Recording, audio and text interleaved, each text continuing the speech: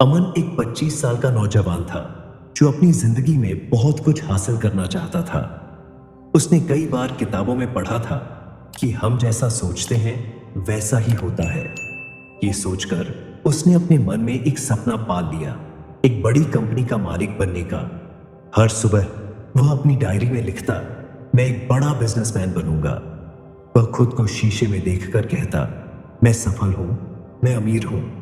लेकिन हफ्ते, महीने और फिर साल बीतते गए और उसकी जिंदगी में कोई बदलाव नहीं आया।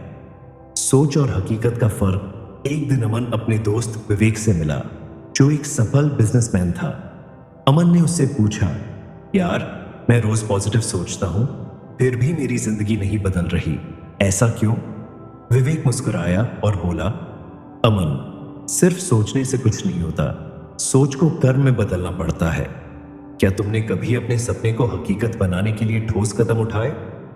अमन चुप हो गया। सच तो यह था कि उसने कभी अपने बिजनेस आइडिया पर रिसर्च नहीं की थी, न ही किसी छोटे लेवल पर शुरुआत की थी।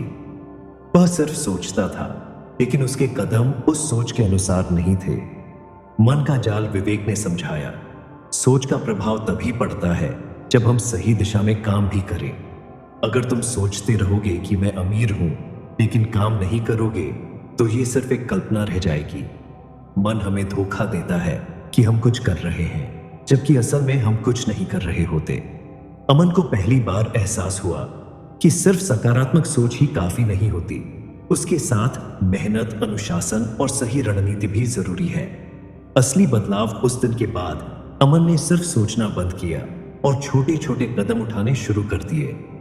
उसने बिजनेस कोर्स ज्वाइन किया, मार्केट रिसर्च की और छोटे पैमाने पर एक ऑनलाइन स्टोर शुरू किया। धीरे धीरे मेहनत रंग लाने लगी और 2 साल के अंदर उसकी कंपनी चल पड़ी।